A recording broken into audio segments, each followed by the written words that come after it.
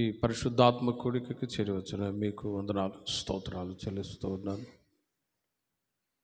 Bible గ్రంథంలో 52వ కీర్తన 8వ చరణాన్ని మనం చదువుకుందాం. నేనైతే దేవుని మందిరంలో పచ్చని ఒలివ చెట్టు వలె ఉన్నాను. నిత్యము దేవుని కృపయందు నమ్మిక ఉంచుచున్నాను అని కీర్తనాకారుడు దావీదు చెప్తున్నటువంటి మాటలు.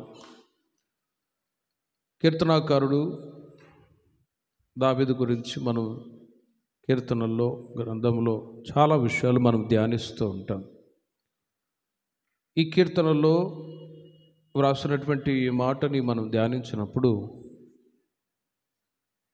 తనను గురించి తాను ఓ సాక్ష్యాన్ని చెప్తున్నటువంటి మాట, తన గురించి తాను ఓ సెల్ఫ్ టెస్టిమనీ, లేకపోతే తాను గురించి నేనేమై ఉన్నాను దేవుని మందిరంలో అనే విషయాన్ని తాను ఈ మాటల్లో తెలియచేస్తూ ఉన్నాడు. నేనైతే దేవుని మందిరంలో పచ్చని ఒలివ చెట్టు వలె ఉన్నాను అని తన గురించి తాను ఓ సెల్ఫ్ టెస్టిమనీ, సొంత సాక్ష్యాన్ని తన గురించి తాను చెప్పుకుంటూ ఉన్నాడు. ఎందుకు ఈ మాట తన గురించి తాను చెప్పుకుంటూ ఉన్నాడంటే, రాజు ఉండి కూడా దేవుడు అన్న మందిరం అన్న దావీదుకి చాలా ఇష్టం. ఆయన రాజుగా ఉండి రాజ్యాన్ని పరిపాలిస్తూ ఉన్న, యుద్ధాలు చేస్తూ ఉన్న, ఆయనకు విరోధంగా శత్రువులు ఇంట బయట చుట్టూ ఆవరించి ఉన్న, తనకు దేవుని ద్వారా సహాయం వస్తుంది, ఆయన ద్వారానే నేను క్షేమంగా ఉన్నాను అని మొదటి నుండి ఎరిగిన వ్యక్తి కాబట్టి ఆయన జీవితంలో ఎదురవుతున్న ప్రతి వ్యతిరేకతలన్నిటిలో నుంచి నా దేవుడు విడుదల చేసి ఉన్నాడు, ప్రభు లేకపోతే నేను ఏమీ కూడా చేయలేను అని దావీదు దేవుని గురించి ఒక గొప్ప ఆలోచన కలిగిన వాడై దేవుడన్నా మందిరం అన్నా ప్రార్థన అన్నా ఎంతో దైవాసక్తి సత్యాసక్తి కలిగిన వ్యక్తి. అందుకే 27వ కీర్తన 24వ కీర్తనలో 24వ కీర్తన 7వ చరణంలో దేవుని యొద్ద ఒకే ఒక వరాన్ని అడుగుతాడు. 27వ అధ్యాయము 4వ చరణాన్ని చూడండి. యెహోవా యొద్ద ఒక్క వరం అడిగితిని, దానిని నేను వెదుకుచున్నాను. యెహోవా ప్రసన్నతను చూచుటకును, ఆయన ఆలయములో ధ్యానించుటకును, నా జీవితకాలమంతయు నేను యెహోవా మందిరములో నివసింపగోరుదును అని రాజుగా ఉన్న దావీదు ఈ మాట సెలవిస్తూ ఉన్నాడు. ఎవరైనా రాజ్య పరిపాలన చేస్తూ ప్రజల క్షేమాన్ని కోరి లోక సంబంధమైన కార్యక్రమాల్లో ఎక్కువగా సమయాన్ని ఇస్తూ ఉన్న వ్యక్తులు, దైవాసక్తి కలిగినటువంటి ఈ మాటలు ఎవరైనా పలకగలరా అని అంటే దావీదు మాత్రమే పలకగలరు. గనుకనే దేవుడన్నా మందిరం అన్నా ప్రార్థన అన్నా ఆయన సన్నిధిలో ఉండటానికి ఎంతో ఇష్టపడుతూ ఉన్నటువంటి వ్యక్తి. ఈ రోజున ఇట్టి ఓ దైవాసక్తి సత్యాసక్తి దేవుని ప్రజలైన మీరు మనమందరము కూడా కలిగి ఉందముగాక. మీరు అనుకోవచ్చు, మాకు సమయం లేదు ప్రార్థనకు రావటానికి, బైబిల్ చదవటానికి, మందిరానికి రావటానికి అని భౌతికంగా మనం అప్పుడప్పుడు కొన్నిసార్లు చెప్పవచ్చు. కానీ మనకు ఎన్ని కార్యక్రమాలు ఉన్నా కూడా ప్రభువుని ప్రేమించి, భౌతికంగా ఎన్ని కార్యక్రమాలు ఉన్నా వాటికంటే ఎక్కువగా దైవభక్తికి, ప్రార్థనకి, దేవుని యొక్క వాక్యానికి ఎంత దైవాసక్తిని మీరు ఇస్తారో అంతగా మీకు, మీ పిల్లలకు, మీ కుటుంబానికి నా దేవుడు క్షేమాన్ని దయచేదురుగాక. రాజుగా ఉన్న ఆయనే ఈ మాట పలికాడు అంటే మనము ఇంకా ఎంత దైవాసక్తితో మనం పలకవలసిన మాటలు ఉన్నాయో ఆలోచించండి. అందుకే దావీదు దేవునితో ఉన్నటువంటి ఒక అన్యోన్య సహవాసం ఎంతగా కలిగి ఉన్నాడో అందును బట్టి ఈ మాట తాను చెప్పగలిగాడు.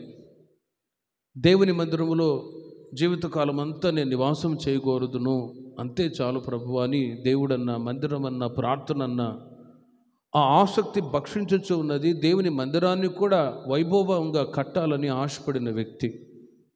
కాబట్టి ప్రియమైన వర్లరా, దావీదులో ఉన్న ఆ ఆసక్తి మన జీవితాల్లో, మన పిల్లల జీవితాల్లో దేవుని రాకడ సమీపిస్తున్న ఈ కడవరి దినాల్లో అత్యధికంగా ఉండునుగాక.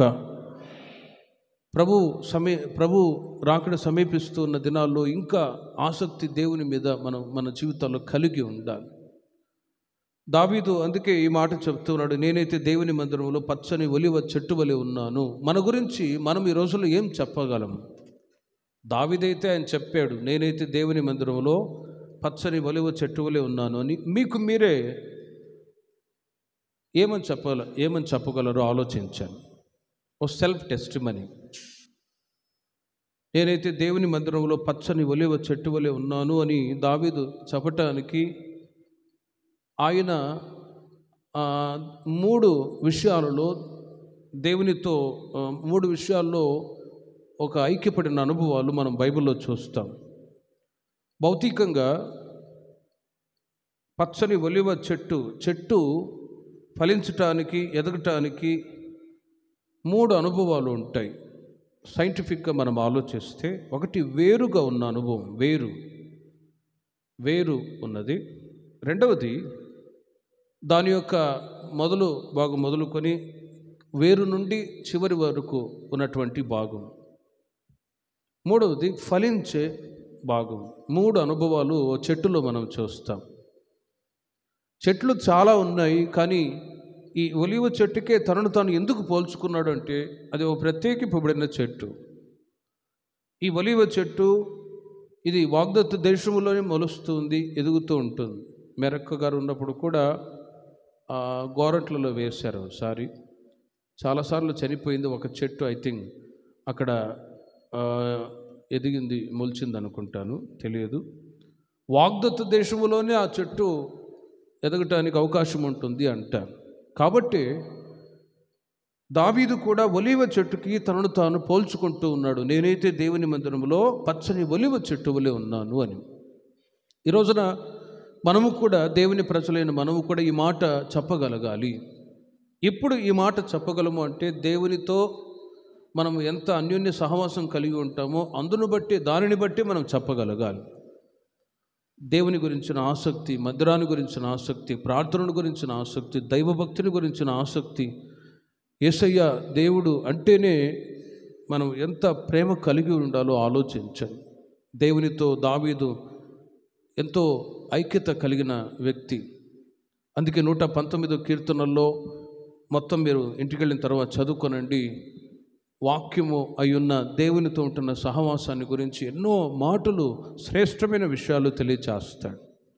వాక్యమే దేవుడు, దేవుడే వాక్యమై ఉన్నాడు.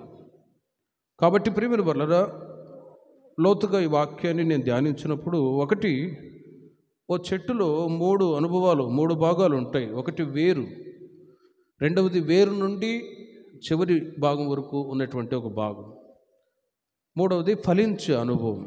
ఆత్మీయంగా మీకు చెప్తూ ఉన్నాను, దావీదు దేవునితో సహవాసం, ఐక్యత కలిగి ఉన్నాడు ఒకటి. రెండవది పరిశుద్ధాత్మనితో సహవాసం కలిగి ఉన్నాడు రెండవది. మూడవది వాక్యముతో ఐక్యత కలిగిన వ్యక్తి దావీదు. అందుకే ఈ మాట తనను గురించి తాను చెప్పగలిగాడు, నేనైతే దేవుని మందిరంలో పచ్చని ఒలివ చెట్టు వలె ఉన్నాను. అందరూ ఈ మాట చెప్పలేరు. దేవునితో, రెండవది పరిశుద్ధాత్మనితో, వాక్యముతో ఐక్యత కలిగి ఉన్న దేవుని ప్రజలు ఈ మాట చెప్పగలరు. లోతుగా వాక్యాన్ని మీకు తెలియచేస్తాను. ఓ చెట్టు ఎదగటానికి 3 అనుభవాలు అవసరం. ఒకటి, ప్రేమిన వర్లారా, సూర్యుని వెలుగు.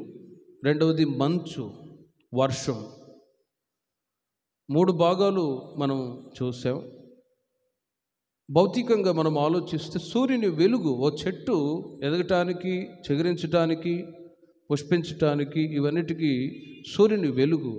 సైంటిఫిక్గా ఫోటోసింథసిస్ అని అంటారు. ఫోటోసింథసిస్ అనే ఒక మాట, ఆ మాటకి what is the meaning of photosynthesis అంటే, తన ఆహారాన్ని తానే తయారు చేసుకునే అనుభవాన్ని ఫోటోసింథసిస్ అని అంటారు సైంటిఫిక్గా. కానీ సూర్యుని వెలుగు ద్వారానే ఆ చెట్లు, భూమి మీద ఉన్నటువంటి మనము, మనుషులు, జలచరాలు అన్నీ కూడా ఎదగటానికి అవకాశం ఉంటుంది. వాటి ద్వారా వచ్చే ఆ సూర్యుని కిరణాల ద్వారా వచ్చే 7 రకములైనటువంటి ఆ రంగులు, ఆ వెలుగు ద్వారానే సర్వ సృష్టి క్షేమంగా ఉండగలుగుతుంది. నీతి సూర్యుడిని యేసయ్య ఉదయించినప్పుడు మనకు ఆరోగ్యం కలుగునుగాక. రెండవది, వర్షం అవసరం, మంచు కూడా అవసరం. ఇలా భౌతికంగా ఓ చెట్టు మొలవటానికి ఇవి అవసరం. వర్షం లేకపోతే చెట్లు మొలవటానికి వీలు లేదు. కొన్ని దేశాల్లో వర్షమే పడనప్పుడు అవన్నీ కూడా మరుభూమిగా మార్చబడిపోతూ ఉంటాయి. మంచు కూడా అవసరమే. మంచు ద్వారా కూడా చెట్లు మొలుస్తాయి. మీరు గమనించి ఉంటారు, ఈ డిసెంబర్ నెలలో ఈ శనగ, వాటికి సంబంధించిన కొన్ని పంటలు ఉన్నాయి, శనగ ఇంకా కొన్ని, అవి మంచు ద్వారానే మొలుస్తాయి. అవి ఎదగటానికి అవకాశం ఉంటుంది. ఆ తర్వాత వాటి యొక్క ఆకులు ఉన్నాయి, వాటి యొక్క పూలు ఉన్నాయి. ఆకులు అన్నప్పుడు పచ్చదనము సమాధానానికి గుర్తు, ఆ పూలు వైట్గా ఉన్న అనుభవం పరిశుద్ధతకు గుర్తు అని లోతుగా ఇలా చాలా విషయాలు మీకు చెప్పుకోవచ్చు, కానీ సమయం లేదు. 3 విషయాలు మీకు తెలియచేస్తాను. దావీదు దేవునితో, పరిశుద్ధాత్మునితో, వాక్యముతో ఐక్యత కలిగి ఉన్నాడు కనుకనే నేనైతే దేవుని మందిరంలో పచ్చని ఒలివ చెట్టు వలె ఉన్నాను అని చెప్పగలిగాడు. ఆ చెట్టులో 3 భాగాలు. ఒకటి వేరు. యోహాను సువార్త 15వ అధ్యాయము 5వ వాక్యాన్ని మీరు చూడండి. వేరు అనుభవాన్ని గురించి మీకు చెప్తాను. యోహాను సువార్త 15వ అధ్యాయం 5వ వాక్యములో, ద్రాక్షావల్లిని నేను, తీగలు మీరు, ఎవడు నా యందు నిలిచి ఉండునో, నేను ఎవని యందు నిలిచి ఉందునో వాడు బహుగా ఫలించును. నాకు వేరుగా ఉండి మీరేమీ చేయలేరు. గమనించండి, వేర్లు మట్టితో ఐక్యత కలిగి ఉంటుంది. నాకు వేరుగా ఉండి మీరేమీ చేయలేరు అని యేసుప్రభు వారు చెప్పారు. భౌతికంగా వేర్లు మట్టితో ఐక్యత కలిగి ఉంటుంది. మట్టి దేవుని యొక్క వాక్యానికి గుర్తు. దేవుని యొక్క వాక్యానికి గుర్తు. ప్రేమిన వర్లరా, యేసుప్రభు వారు అంటారు, నాకు వేరుగా ఉండి మీరేమీ చేయలేరు. వితౌట్ జీసస్, యేసుక్రీస్తు లేకపోతే మనం ఏమీ కూడా చేయలేము. అందుకే దేవుని ప్రజలైన మనము మాటి మాటికి దేవునితో ఐక్యత కలిగి ఉండటానికి ప్రార్థనకు చేరి వస్తాం, వాక్యాన్ని చదువుతాం, ప్రార్థనలో ఉంటాం. ఆయనకు వేరుగా ఉండి మనం ఏమీ చేయలేము. యేసయ్య లేకపోతే మనం క్షణమైనా బ్రతకలేము. అందుకే దావీదు దేవుడన్నా, మందిరమన్నా, ప్రార్థనన్నా ఎంతో ఆసక్తి కలిగిన వాడి ఉన్నాడు కాబట్టి ఈ మాట చెప్పగలిగాడు. మనము కూడా, యేసయ్య కూడా అంటాడు, నాకు వేరుగా ఉండి మీరేమీ చేయలేరు. వేర్లు మట్టితో ఐక్యత కలిగి ఉంటుంది. కీర్తనలు 1వ అధ్యాయము మొదటి 3 వాక్యాలు మీరు గమనిస్తే, దేవుని ప్రజలైన మనము దుష్టుల ఆలోచన చొప్పున నడవక, పాపుల మార్గమున నిలవక, అపహాసకులు కూర్చుండు చోటును కూర్చుండక, యెహోవా ధర్మశాస్త్రమును ఆనందించుచు దివారాత్రము దాన్ని ధ్యానించువాడు ధన్యుడు. చూడండి, ఎవరు ధన్యులు? డబ్బు కలిగిన వాళ్ళు ధన్యులా? చదువు కలిగిన వాళ్ళు ధన్యులా? లోకరీతిగా ఎన్నో చెప్పుకోవచ్చు. బట్ ఎవరు ధన్యులు అంటే, యెహోవా ధర్మశాస్త్రమునందు ఆనందించువారు ధన్యులు. హల్లెలూయా. నాకు వేరుగా ఉండి మీరేమీ చేయలేరు అన్నప్పుడు దేవుని ప్రజలైన మనము కూడా, నేనైతే దేవుని మందిరంలో పచ్చని ఒలివ చెట్టునై ఉందును అని చెప్పగలగాలి అంటే, దేవుని ప్రజలైన మీరు, మీ పిల్లలు దేవునితో, వాక్యముతో సహవాసం కలిగి ఉందరుగాక. దేవునితో మనం ఐక్యత కలిగి ఉండాలి. వాక్యముతో సహవాసం. లోకములో 3 రకములైన ప్రజలు ఉన్నారు. దుష్టులు ఉన్నారు, పాపులు ఉన్నారు, అపహాసకులు ఉన్నారు. వారికి వేరే మనం బ్రతకవలసిన అవసరత ఉన్నది. వాళ్ళకు వేరే. గతంలో మనము కూడా వాళ్ళ మధ్యలో ఉన్నవాళ్ళమే. అపహాసకుల మధ్యలో ఉన్నవాళ్ళం, పాపుల మధ్యలో ఉన్నవాళ్ళం, దుష్టుల మధ్యలో ఉన్నవాళ్ళమే. బట్ మిమ్మల్ని, మీ పిల్లల్ని దేవుడు ఏం చేశాడు? వారిలో నుండి వేరు చేసి ఈ సంఘ సహవాసానికి తీసుకొచ్చి దేవునితో ఐక్యత కలిగి ఉండేటట్లు మిమ్మల్ని ప్రభు ఇక్కడికి తీసుకొచ్చాడు. రాబోయే రోజుల్లో దేవునితోనే మీరు ఎక్కువగా ఐక్యత కలిగి ఉందరుగాక. దేవునితో అంటే వాక్యముతో మనం వాక్యాన్ని చదవడం, ధ్యానించడం, వీటికి మీరు ఎక్కువ ప్రాముఖ్యతనివ్వాలి. ఒక విశ్వాసి ఖచ్చితంగా రోజుకి 2 అధ్యాయాలు చదవాలండి. మరి వాట్సాప్లో రోజుకు ఒక వాక్యాన్ని చదువుకొని స్తోత్రం నాకు ఆత్రమని వెళ్ళిపోతున్నారా? లేకపోతే ఉదయాన్నే లేచి ప్రార్థన చేసుకొని ఒక 2 అధ్యాయాలు, ఒక విశ్వాసి ఖచ్చితంగా 2 అధ్యాయాలు చదవాలి. సేవకులైతే 5 అధ్యాయాలు బైబిల్ చదవాలి. దావీదు దేవుని వాక్యముతో సహవాసం కలిగి ఉన్నాడు కాబట్టి ఈ మాట చెప్పగలిగాడు. దివారాత్రము ధ్యానించబడు ధన్యుడు. నెక్స్ట్ ఆ వాక్యాన్ని మీరు చూడండి. నీటి కాలువలు ఎవరన్నా అతడు నీటి కాలువలు ఎవరైనా నాటబడినదై ఆకువాడక తన కాలమందు ఫలమిచ్చు చెట్టు వలె ఉండును, అతడు చేయనిదంతయు సఫలమగును అని మనం ఈజీగా చదివేస్తాం. బట్ లోతుగా ఆలోచించి చూడండి, దావీదు దేవునితో ఎంత ఐక్యత కలిగి ఉంటే ఈ మాట చెప్పగలిగాడో. కాబట్టి మనుషులతో మునుపు మీద చెప్పినట్లుగా వాక్యములో లోకములో దుష్టులు ఉన్నారు, పాపులు ఉన్నారు, అపహాసకులు ఉన్నారు. వీళ్ళ మధ్యలో మీరు ఉద్యోగాలు చేస్తూ ఉంటారు, నైబర్స్ ఉంటారు, అందరూ మంచివాళ్ళు కాదు కదా. ఇట్టి వారికి వేరే సమయాన్ని వ్యర్థపుచ్చకుండా సమయం ఉన్నప్పుడల్లా మీరు దేవుని యొక్క వాక్యాన్ని చదువుతూ వింటూ ధ్యానిస్తూ ఉన్నారనుకోండి, ఖచ్చితంగా మీరు కూడా ఈ పచ్చని ఒలివ మొక్కల వలె ఉంటున్నట్లు నా దేవుడు సహాయం చేయును గాక. చిన్నప్పుడు మా ఇంటికి ఒక బట్టలు ఉతికాము, సాకలాము వచ్చేది. ఆమెకు అసలు చదివే లేదండి, చదివే లేదు. ఇంట్లో మా నాన్న అడిగేవాడు, ఆదివారం పాస్టర్ గారు ఏ వాక్యం చెప్పారమ్మా అంటే, ఆ పాస్టర్ గారు చెప్పినటువంటి ఆ వాక్యాన్ని గంటసేపు యాజ్ ఇట్ ఈజ్ మరలా రిపీట్ చేసి చెప్పేది. ఆశ్చర్యపోయేవాళ్ళం అందరం. ఈమెకు చదివే లేదు కదా, అయినా అన్నీ కూడా గుర్తుపెట్టుకుని ఇలా చెప్తుంది అని. కాబట్టి బైబిల్ చదవటానికి చదివే అవసరం లేదు. దేవుని యొక్క వాక్యాలు హృదయం అనే పలక మీద వ్రాయబడాలి.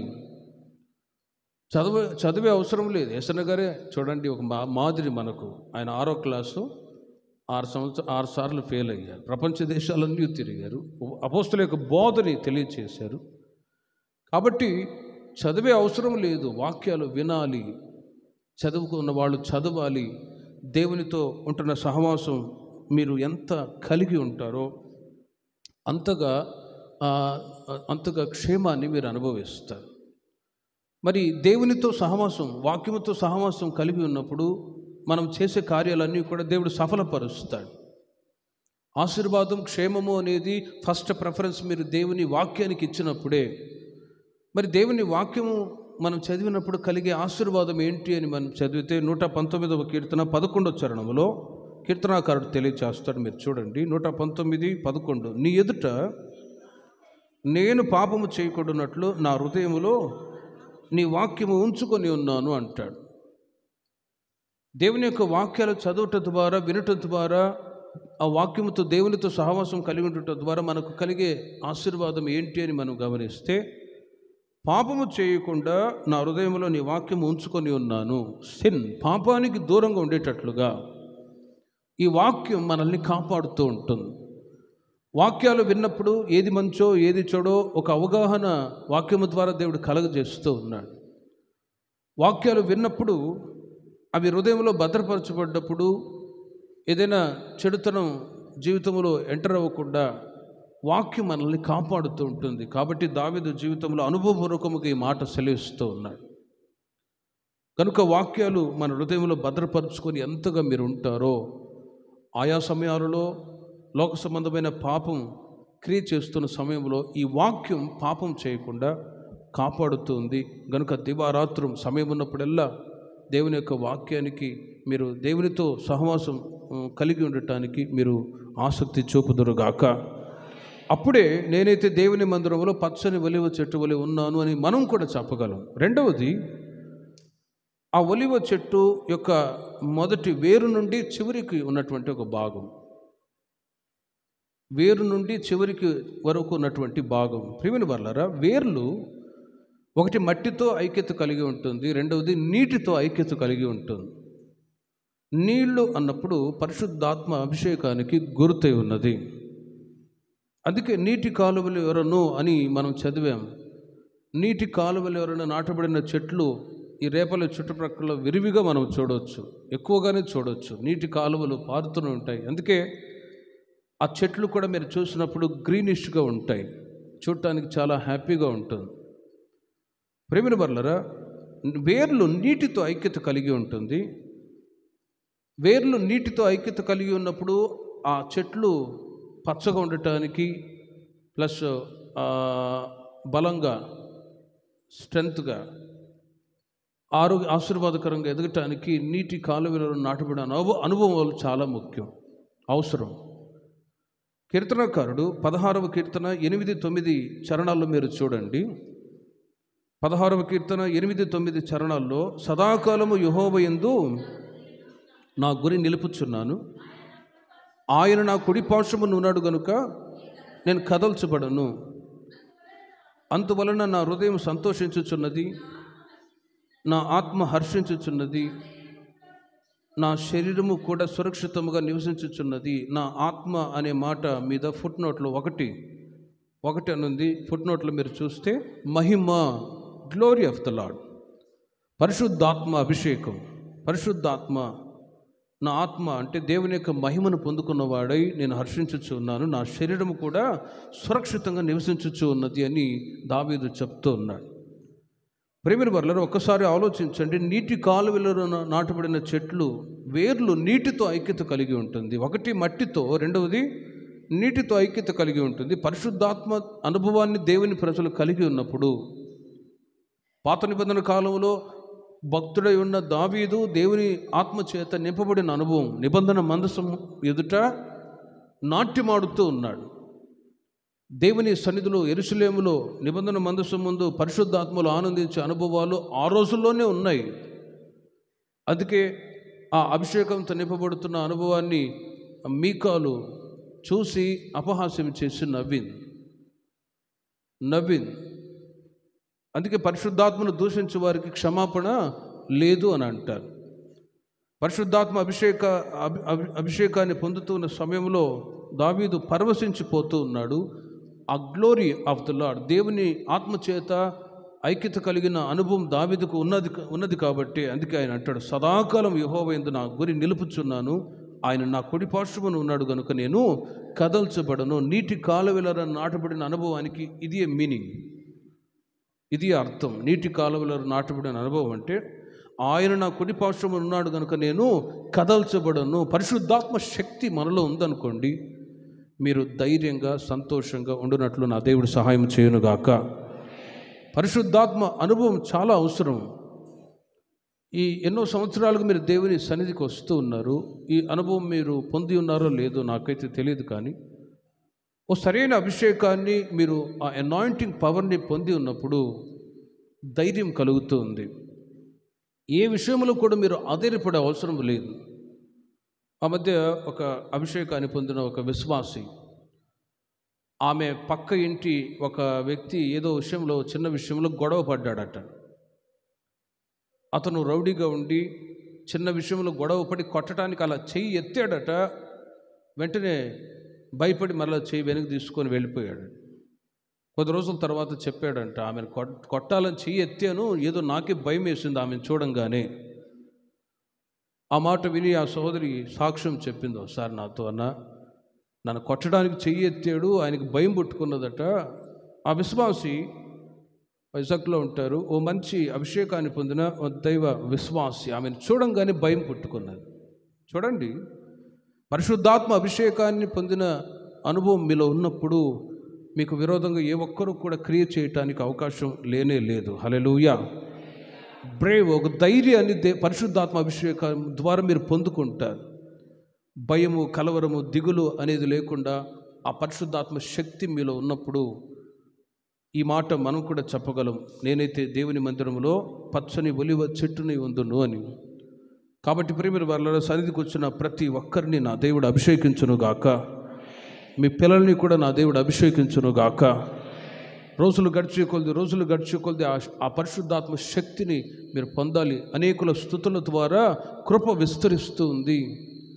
ఆయన సన్నిధికి వచ్చినప్పుడు మీరు వెంటనే స్తుతి స్తోత్రం చెప్పే కొలది ఆ స్తుతి స్తోత్రాన్ని బట్టి దేవుడు మిమ్మల్ని అభిషేకిస్తాడు.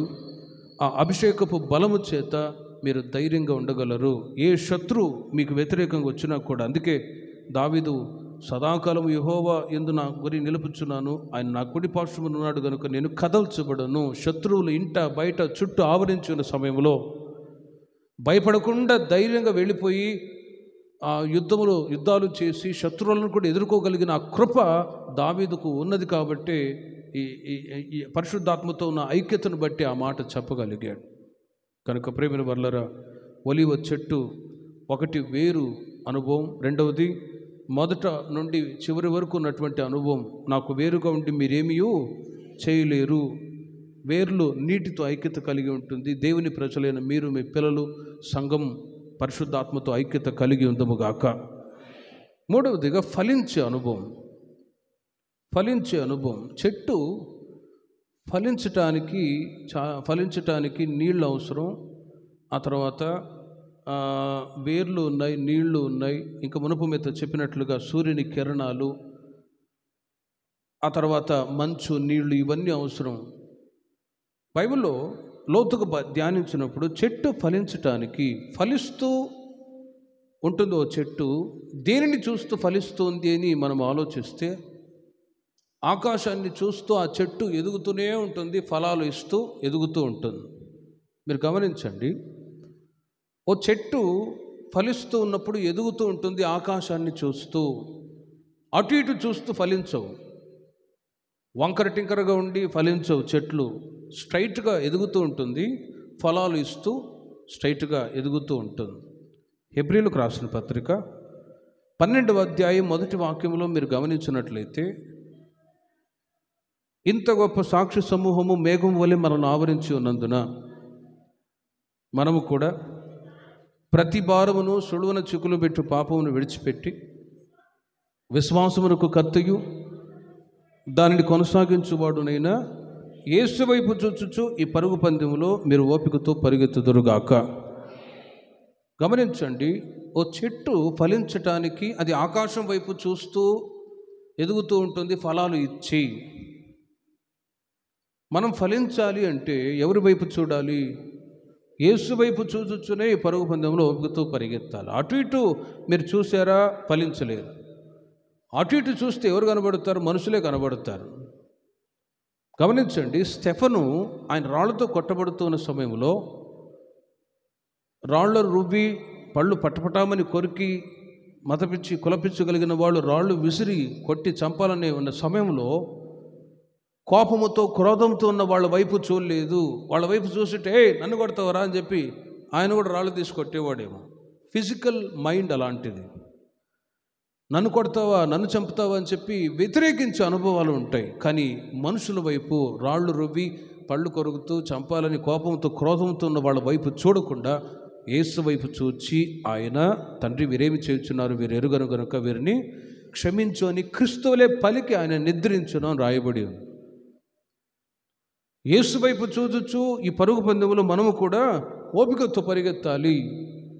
మనుషులను చూసినప్పుడు మనుషుల బలహీనతలు కలబడతాయి. అప్పుడు వాళ్ళు వీళ్ళని చూసినట్లయితే ఈ పరుగు పందెంలో మీరు ఓపికతో పరుగెత్తలేరు. గతంలో కూడా చెప్పాను. అందుకే ఒక గాడిదకి ఏం చేసి ఉంటారంటే గంత కట్టి ఉంటారు. ఇప్పుడు మనం కూడా అటు ఇటు చూడకుండా ఉండాలంటే గంత కట్టుకోవాలి, తప్పదు. విశ్వాసమునకు కర్తయు దానిని కొనసాగించువాడునైనా యేసు వైపు చూచుచు. కాబట్టి ప్రేమిన వర్లరా, రోజులు గడిచే కొలది, సంవత్సరాలు గడిచే కొలది, ఆధ్యాత్మిక జీవితములు మీరు అభివృద్ధి చెందే కొలది విశ్వాసంలో బలహీన పడేటట్లుగా ఆ సాతానుడు మనుషుల బలహీనతను చూపించి మిమ్మల్ని కృంగజేసేటట్లుగా ఇబ్బంది పెడుతూ ఉంటాడు. అవిశ్వాసానికి చోటిచ్చి బలహీనత మధ్యలో కృంగిపోకుండా ఉండనిమిత్తమై మీ భక్తిని విడిచిపెట్టకుండా, లోక సంబంధమైన అనుభవాలు కొనసాగించకుండా మీరు క్రీస్తులోని స్థిరపరచబడు నిమిత్తమై యేసు వైపు చూచుచునే ఈ పరుగు పందెములు ఓపికతో పరిగెత్తాలి, అటు ఇటు చూడకూడదు. రెండవది, ఫలించు నిమిత్తమై మనం ఏం చేయాలంటే, ఫలించటానికి రెండవ అనుభవాన్ని మీకు చెప్తాను. ఫలించటానికి దేవుని సన్నిధిలో ప్రార్థించే అనుభవం చాలా అవసరం. 51వ కీర్తన 7వ వాక్యము నుండి 18వ వాక్యం వరకు మీరు నోట్ చేసుకోండి, తర్వాత మీరు చదువుకోనండి. అక్కడ ఫలించటానికి దావీదు, నేనైతే దేవుని మందిరంలో పచ్చని ఒలివ చెట్టుని ఉందును అని చెప్పిన వాడు ఓసారి సులువున చిక్కులు పెట్టి పాపములు పడ్డాడు. ఎవరికి తెలియదులే అనుకున్నాడు. నాతాను ప్రవక్త వచ్చి గద్దిస్తూ ఉన్నాడు, ఇదిగో దావీదు, నీవు చేసిన పాపం ఎవరికి తెలియదు అనుకున్నావు, దేవుడు చూశాడు అని ఒక సామెత రూపకంగా కొన్ని మాటలు చెప్పినప్పుడు దావీదుకు భయం వేసింది. నిజమే కదా, దేవుడు నన్ను చూస్తున్నాడు అని 51వ కీర్తనలో ఆయన పశ్చాత్తాపడి చేసినటువంటి ప్రార్థనలు ఉన్నాయి. 12 విషయాలు తన కొరకు సెల్ఫ్ శాంక్టిఫికేషన్, వ్యక్తిగత శుద్ధీకరణ కొరకు వాడాడు. 2 మాటలు మాత్రం సియోను యెరూషలేము కొరకు ప్రార్థించారు. మీరు గమనించండి, 51వ అధ్యాయము 7వ వాక్యము నుండి, నేను పవిత్రుడగునట్లు ఈ సోపుతో నా పాపం పరిహరింపుము అంటాడు. 1, హిమము కంటే నేను తెల్లగా నుండినట్లు నీవు నన్ను కడుగుము అంటాడు. 2వది, ఉత్సాహ సంతోషములు నాకు వినిపింపుము, హర్షించును. 3వది, 4వది, నా పాపములకు విముకుడవు కమ్ము, నా దోషములన్నిటిని తుడిచివేయుము. దేవా, నా యందు శుద్ధ హృదయం కలుగ చేయుము, స్థిరమైన మనస్సును నూతనముగా పుట్టించుము, నీ సన్నిధిలో నుండి నన్ను త్రోసివేయకుము, నీ పరిశుద్ధాత్మను నా యుద్ధ నుండి తీసివేయకుము, నీ రక్షణానందము నాకు మరలా పుట్టించుము, సమ్మతి గల మనస్సు కలుగజేసి నన్ను దృఢపరచుము. చూడండి, ఇంకొకటి ఆ క్రింది వాక్యాలు అలాగే చదువుకొని వస్తే, రక్తాపరాధము నుండి నన్ను విడిపింపుము చేయును ప్రభువా, నా నోరు నీ స్తుతిని ప్రచురపరచునట్లు. ఇలా 12 విషయాలు ఓ సెల్ఫ్ శాంక్టిఫికేషన్, తన జీవితం యొక్క శుద్ధీకరణ కొరకు ప్రార్థన చేస్తున్నారు. 18 వాక్యములు, నీ కటాక్షము చొప్పున సియోనుకు మేలు చేయుము, యెరూషలేము యొక్క గోడలను కట్టించుము అని యెరూషలేము సియోను కొరకు ప్రార్థన చేస్తున్నాడు. ప్రియమైన పర్లారా, ఫలిస్తుంది చెట్టు. దేన్ని చూస్తూ అది ఫలిస్తుంది, ఆకాశాన్ని చూస్తూ ఎదుగుతూ ఫలాలు ఇస్తూ ఉంటుంది. మనము కూడా ఆత్మీయంగా చెప్తున్నాను, యేసు వైపు చూచుచు ఈ పరుగు పందెములో రాబోయే రోజుల్లో మీరు ఓపికతో పరిగెత్తుదురుగాక. అటు ఇటు మనుషులను చూడకూడదు. కుటుంబంలో, సంఘములో, సహవాసములో మీరు కొనసాగుతూ ఉన్నప్పుడు మనుషుల యొక్క బలహీనతలు ఇవే మైండ్లో ఎక్కువగా మిమ్మల్ని బలహీనపరుస్తూ ఉంటాయి. 2వది, ఫలించు నిమిత్తమై దావీదు ప్రార్థించాడు. సరే, నేను చేసిన పాపాన్ని ఇలాగే కప్పపుచ్చుకొని జీవిస్తామా అనుకున్నాడేమో, కానీ దావీదు నాతాను ప్రవక్త చేత గద్దింపబడ్డప్పుడు పశ్చాత్తాపడి తన జీవితాన్ని రెన్యూ చేసుకుంటూ ఉన్నాడు. పశ్చాత్తాపడి తన జీవితాన్ని నూతనపరుచుకొని ఈ విధంగా ప్రార్థిస్తున్నాడు, ప్రభువా, నీ సన్నిధిలో నుండి నన్ను త్రోసివేయకు, ప్రభువా, నన్ను క్షమించయ్యా అని పశ్చాత్తాపడి ప్రార్థన చేస్తూ ఉన్నాడు. దావీదు గురించి బైబిల్లో చదివితే పాత నిబంధన కాలంలో పశ్చాత్తాపడి ఆయన క్షమాపణ అడిగి దేవుని ద్వారా క్షమాపణ పొందిన ఆ శాపం అనేది అలాగే ఉండిపోయిందండి. తరతరాల వరకు నీ సంతతికి యుద్ధాలే ఉంటాయి, అలాగే ఉండిపోయాయి. కానీ ఈ నూతన నిబంధన కాలంలో ప్రభు సన్నిధిలో కృప పొందటానికి కృపాసనం యొద్దకు మనం వచ్చినప్పుడు ఆయన శుద్ధీకరించి నూతన మనసును అనుగ్రహించుదురుగాక. బైబిల్లో రాయబడి ఉన్నది, మీరు గమనించండి. ఇర్మియా గ్రంథం 8వ అధ్యాయం 4వ వాక్యములో, ఇర్మియా గ్రంథం 8వ అధ్యాయం 4వ వాక్యములో, ఫలించటానికి యేసు వైపు చూడాలి. 2వది, పశ్చాత్తాప ప్రార్థన అవసరం. మనుషులు పడి తిరిగి లేవకుందురా, తొలగిపోయిన తర్వాత మనుషులు తిరిగి రారా అనే మాటను మీరు గమనించండి. మనుషులు తిరిగి రారా, వస్తారు. మార్గంలో వెళ్తూ ఉన్నాక సడన్గా పడ్డవాడు తిరిగి లేవడా, లేస్తాడు, తిరిగి లేస్తారు. అవతి ఇద్దరు ఆడపిల్లలు స్కూటీ నడుపుకుంటూ నన్ను చూడు, నా అందాన్ని చూడని స్పీడ్గా వెళ్ళారా, దప్పమని పడ్డారు. ఇద్దరికి సిగ్గుపోయినట్టయి, లేమే అంటున్నారు. ఇద్దరు లేచారు. పడ్డవారు మరలా తిరిగి లేస్తారు. ఆత్మీయంగా చూడండి, మనుషులు దేవుని ప్రజలైన వాళ్ళు ఆయా సందర్భాల్లో బలహీనులై పడిపోతారు. కానీ మరలా దేవుడు లేపటానికి ఆయన శక్తి కలిగిన వాడు. హల్లెలూయా. ఎందుకంటే ఓ మంచి మనస్సాక్షి దేవుడు ఇస్తాడు ప్రతి ఒక్కరికి. ఆ మంచి మనస్సాక్షిని బట్టి తమను తాము రిన్యూ చేసుకునే ఆలోచన, పశ్చాత్తాపడే మనస్సు ప్రతి ఒక్కరికి దేవుడు ఇస్తాడు. కనుక మనుషులు పడిపోయారు అన్నట్టుగా పడిపోయిన వాళ్ళ గురించి మీరు ఆలోచించకుండా, బలహీన పడిపోయిన వాళ్ళ గురించి మీరు ఆలోచించకుండా, పరుగు పందెంలో పరిగెత్తేవాడు వాడు పరిగెత్తలేక అలుపు వచ్చి పడ్డాడు. లెగరా లెగరా అని చెప్పి వాడిని చూసి పరిగెత్తాడు. ఇంకొకడు పరిగెడుతూ తప్పి పడ్డాడు. పడిపోయేవరా లేరా అని చెప్పి వాడిని చూసి పరిగెత్తడానికి ఇష్టపడతాడా? లేదు. వాడు పడ్డాడా, నాకెందుకు, వాడు మోకాళ్ళు పాలు ఇరగొట్టుకున్నాడా, నాకెందుకు అని చెప్పి పరుగు పందెంలో పరిగెత్తే వాళ్ళు పడిపోయిన వాళ్ళని, బలహీన పడ్డ వాళ్ళని చూస్తూ వెళ్ళడు. పరుగు పందెాన్ని గురివైపు చూస్తూ పరిగెడతాడు. ఒకటి. రెండవది పశ్చాత్తాపం. మనుషులు పడి తిరిగి లేవకుందురా, తొలగిపోయిన వారు మనుషులు తిరిగి రారా. ఇదే మాట సామెతల గ్రంథం 24వ అధ్యాయం 16వ వాక్యాన్ని కూడా మీరు చూడండి. 24వ అధ్యాయం 16వ వాక్యములో సామెతల గ్రంథం, నీతిమంతులు 7 మార్లు పడినను తిరిగి లేతురు. చూడండి, దేవుడు లేపటానికి శక్తి కలిగిన వాడు. రైచియస్నెస్ పీపుల్, ఓ మంచి మనస్సాక్షి, పరిశుద్ధాత్మ అభిషేకాన్ని పొందినప్పుడు ఓ మంచి మనస్సాక్షిని దేవుడు ఇస్తాడు. ఆయా సందర్భాల్లో బలహీనపడ్డప్పుడు వాక్యం ద్వారా గద్దించి సరిచేసి నూతనపరుస్తాడు. పరిశుద్ధాత్మని సహాయం ద్వారా మరలా నూతనపరచబడతారు. ఓ మంచి సాక్ష్యాన్ని దేవుడు తన ప్రజలకు అప్పుడు అనుగ్రహించగలడు. ప్రేమిన వర్లరా, నీతిమంతులు 7 మార్లు పడిన తిరిగి లేస్తారు. ఒక్కసారి జీవితంలో ఫెయిల్యూర్ వస్తుంది. ఆ ఫెయిల్యూర్ రాకుండా ఉండాలి అంటే మరలా పడి లేవడం కాదు, కానీ ఒక్కసారి ఒక కష్టం, ఒక ఇబ్బంది, లేక ఒక సిన్, పాపం జీవితంలో ఎదురైనప్పుడు మరలా దాన్ని దేవుని ప్రజలు ఎంటర్ అవ్వకుండా కాపాడుకోవడమే స్పిరిచువాలిటీ, ఆత్మీయత. ఆ ఆత్మీయతను బట్టి ఒక గుడ్ టెస్టిమనీ, సాక్ష్యం కూడా కలుగుతుంది. పరమగీతముల గ్రంథం 4వ అధ్యాయం 16వ వాక్యాన్ని మీరు గమనించండి. పరమగీతముల గ్రంథం 4వ అధ్యాయం 16వ వాక్యములో 2వ భాగపు మాటని మీరు చూడండి. నా ప్రియుడు తన ఉద్యానవనమునకు వేంచేయునుగాక, తనకిష్టమైన ఫలములను అతడు భుజించునుగాక అని అక్కడ షూలమితి లేక సంఘం పెళ్ళికుమారుడని క్రీస్తు గురించి వర్ణిస్తూ ఉన్న మాట.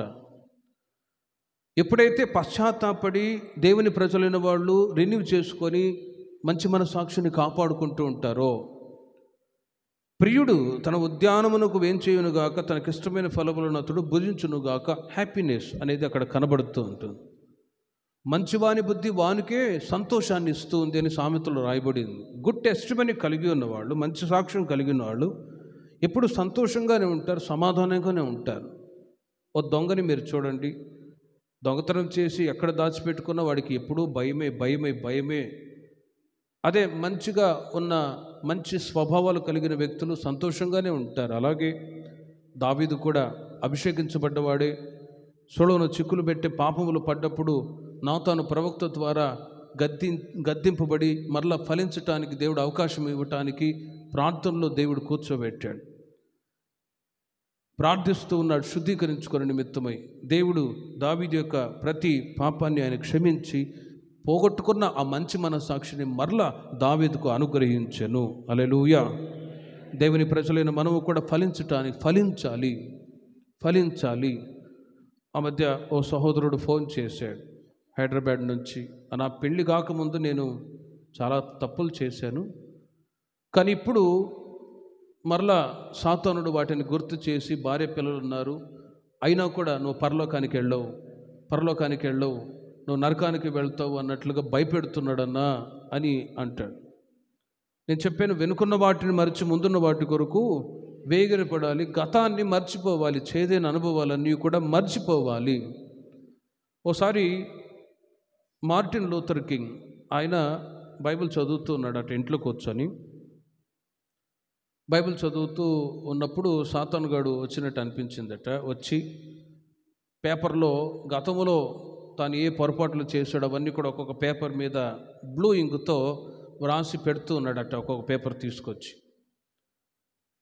తన ఇమాజిన్లో అవన్నీ కనబడుతూ ఉన్నాయి. ఒక్కొక్క పేపర్లో గుర్తు చేసి గతంలో నువ్వు ఈ పాపం చేసావు, గతంలో ఈ పాపం చేసావు, గతంలో ఈ పాపం చేసావు అని ఒక్కొక్క వైట్ పేపర్ మీద బ్లూ ఇంక్తో రాసి తన ముందు పెడుతూ ఉన్నాడట.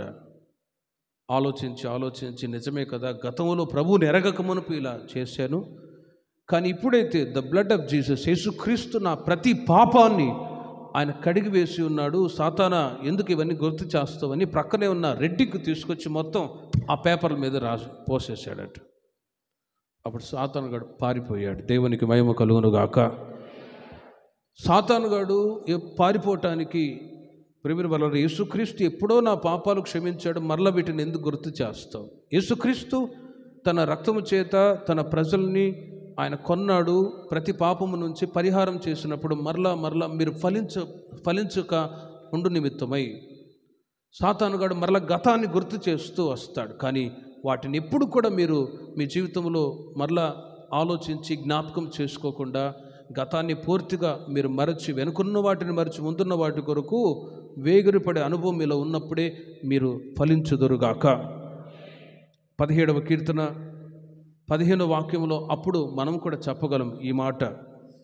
కీర్తనాకారుడు ఎప్పుడైతే తను తాను రిన్యూ చేసుకొని, పరిశుద్ధపరచుకొని, శుద్ధీకరించుకొని మంచి మనస్సాక్షితో ఫలించడానికి అవకాశం ఇచ్చాడో, పరిశుద్ధతను బట్టి ఫలించాడో, అప్పుడు అంటాడు, నేనైతే నీతి గలవాడనై నీ ముఖదర్శనం చేసేదను, నేను మేల్కొన్నప్పుడు నీ స్వరూప దర్శనముతో నా ఆశను తీర్చుకొందును అని ఈ కీర్తన తాను సులువున చిక్కులు పెట్టి పాపంలో పడ్డానికి ముందు రాసిన మాట.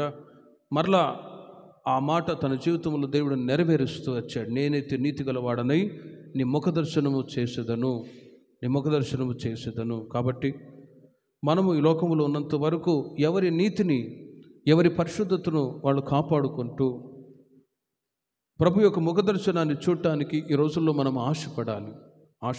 అటు కృప దేవుడు మనందరికీ దయచేయునుగాక. ప్రార్థన చేసుకుందాం. విన్న వాక్యాన్ని బట్టి ఒక చిన్న ప్రార్థన చేసుకుందాం.